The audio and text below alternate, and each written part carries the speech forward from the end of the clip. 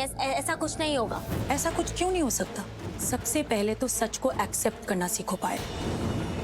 जब तक वो तुमसे कोई प्रॉमिस नहीं कर देता, जब तक वो तुम्हारे प्यार में पड़ नहीं जाता, जब तक वो तुम्हारे साथ बंद नहीं जाता, तब तक वो आजाद है। वो कभी भी किसी के पास जा सकता है, कुछ भी कर सकता है। इसीलिए ये मत सोचना कि उसका रिश्ता तुम्हारे साथ हो गया है तो वो तुम्हारे साथ वफादार रहेगा। Mom tell me one thing, जो लड़का मुझ जैसी लड़की के क्लोज नहीं आया वो प्रार्थना के क्लोज कैसे जाएगा? जाएगा, क्योंकि उसे डोरे डालना आता है, तुम्हें नहीं आता पायल। नहीं मॉम, मैं रौनक के क्लोज गई थी बट फिर भी वो मेरे क्लोज नहीं आया, मेरे इतना सब कुछ करने के बाद भी। इनफैक्ट मॉम, मैंने रौनक को इतना तक कह दिया था तुम्हारे दिल में वो प्रार्थना है, उस प्रार्थना के लिए तुम्हारे दिल में फीलिंग्स है, उसने तुम्हें टच किया, इसलिए तुम मुझे अपने करीब नहीं आने देते। तभी मॉम, मेरे इतना सब कुछ करने के बाद भी वो मेरे क्लोज नहीं आया, वो बैक आउट कर गया। अब तो मैं तुम्हें ये भी नहीं कह सकती कि तुम्हें किसी लड़के का दिल जीतना आता है। बट मॉम, मैं ये क्या, प्रॉब्लम ये है पायल कि वो लड़का बाकी लड़कों की तरह नहीं है। वो सालों लंदन में रह के भी नहीं बिगड़ा और तुम इंडिया में रह के बिगड़ गई। तुम आज तक भी उसके दिल में उतर नहीं पाई पायल, जैसे वो प्रार्थना उतर गई। डोंट वरी, अब वो तुम्हारा होगा जन्म जन्म के लिए। आप क्यों आए हैं यहाँ? प्रार्थना, तुम इतना डर क्यों रही हो? दरवाजा बंद है, खिड़की बंद है, हमें यहाँ कोई नहीं देख रहा है। लेकिन मेरी आत्मा और मेरा ज़मीर देख रहा है जो नहीं देखना चाहता। आप क्यों आए हैं? आप चले जाइए यहाँ से। क्या है ये प्रार्थना? जब भी आता हूँ एक ही बात, चले जाइए यहाँ से, चले जाइए। नहीं जाना मुझे, मैं नहीं जाऊंगा। पर आपको क्यों ऐसे चोरी चोरी आना था? आपको नहीं पता है क्या, अगर आपको किसी ने मेरे साथ देख लिया तो मेरी कितनी बदनामी होगी। लोग क्या क्या कहेंगे, मुझे क्या क्या सुनना पड़ेगा।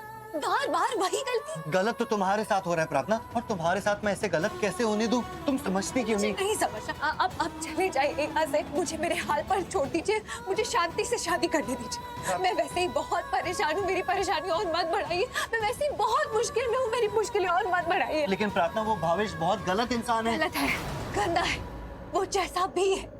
मेरी माँ ने उसे चुना है ना मेरे लिए, तो मैं उसी से शादी करूंगी। प्रार्थना, मेरी बात तो सुनो।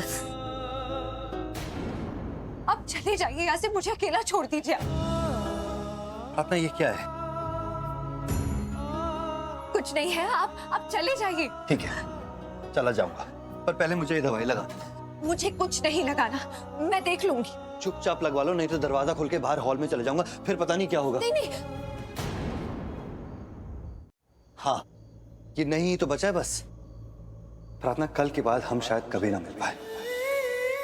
कम से कम इस दर्द की दवा तो लगाने दो, प्लीज।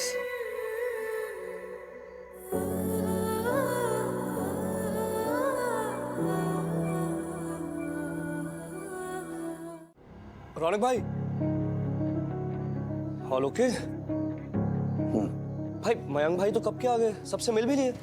ओके भाई, ये मयंक भाई कुछ बता रहे थे कि आप किसी लड़के के पीछे भाग रहे थे, क्या था ये सब? आप किसी लड़के के पीछे क्यों भागोगे और कौन था वो? भावेश था, बहुत ही गंदा लड़का। अच्छा, अब कैसा है वो? क्रिकेट खेलने नहीं आया बहुत टाइम से। हर्ष, तू उसे जानता है? हाँ हाँ, हम रोज क्रिकेट खेलते हैं साथ में। ऑफ कोर्स नहीं जानता रौनक भाई, वही तो मैं आपसे पूछ रहा हूँ, कौन है ये? आप ही के मुंह से सुना मैंने, कोई भावेश है और बहुत बुरा लड़का है क्लियरली, लेकिन वो कौन है और आप उसके पीछे क्यों भाग रहे थे? उसकी प्रार्थना से शादी हो रही है और मैं प्रार्थना से बोलना चाहता था कि वो उससे शादी ना करे। वो उसकी बिल्कुल भी लायक नहीं है, पूरा राउडी है। कहाँ प्रार्थना इतनी अच्छी और इतनी संस्कारी, और वो मवाली। लेकिन क्या? लेकिन जब मैं प्रार्थना के घर गया उसको बताने कि उससे शादी ना करे, तो प्रार्थना ने मुझे बोलने का मौका ही नहीं दिया हर्ष, और उसने कहा कि वो उसी से ही शादी करेगी। अगर प्रार्थना आपकी बात समझती क्यों नहीं है भाई? I'm sure अगर आप ये बोल रहे हो कि उससे शादी नहीं करनी तो कोई रीजन से बोल रहे हो, और प्रार्थना को ये समझना चाहिए। नहीं हर्ष, अभी प्रार्थना को उसकी फैमिली और उसकी फैमिली की इज्जत के सिवा कुछ दिखाई नहीं दे रहा। वो अपने लिए नहीं, अपनों के लिए शादी कर रही है, और जो होली पे हुआ उससे बहुत सारी चीजें बदल चुकी है। तो उसने कई बार मुझसे कह दिया है कि मैं उसके पास ना जाऊं, उससे मिलूं ना, उसके नजरों के सामने ना हूं। और सीमा आंटी ने भी मुझे कितनी बार बोला कि उससे ना मिलूं। मेरे वजह से उसका नाम खराब हो रहा है, और अब तो क्या? अब तो और बड़ी प्रॉब्लम हो गई हर्ष। जब मैं उसके घर गया उसे बताने कि भावेश से शादी ना करे, तो उसने मुझे जाने को कह दिया। और जब मैं छिपते छिपाते उसके खिड़की से निकल रहा था तो मुझे मोहल्ले वालों ने देख लिया हर्ष। क्या? सच बताऊं, जो प्रार्थना के साथ जो भी बुरा हो रहा है ना, वो सब मेरी वजह से हो रहा है। उसका नाम खराब हो रहा है मेरे वजह से। उसे दुनिया की बातें सुननी पड़ रही है, वो भी मेरी वजह से। मुझे तो ऐसा लगता है जो भावेश के साथ उसकी शादी हो रही है वो भी मेरी वजह से हो रही है। मैंने प्रार्थना की जिंदगी खराब कर दी हर्ष। भाई इतना कुछ हो गया तो बहुत ज्यादा बड़ी बात है भाई, और ये बात अब ज्यादा देर तक छिपी नहीं रहेगी सबसे। प्रार्थना के घर की ये खबर हमारे घर तक भी पहुंचेगी, फिर क्या होगा ये मैं नहीं जानता। तो सही कह रहा हर्ष, मुझे ही कुछ करना होगा। फिर आप करोगे क्या? हर्ष, इससे पहले मॉम को कहीं और से पता चले और वो प्रार्थना को हर्ट करे या कुछ कहे, मैं खुद ही जाके मॉम को बता देता हूँ कि गलती मेरी थी और मैं वहां गया था। I think you are right भाई। दी, आप उस भावेश से शादी मत करो।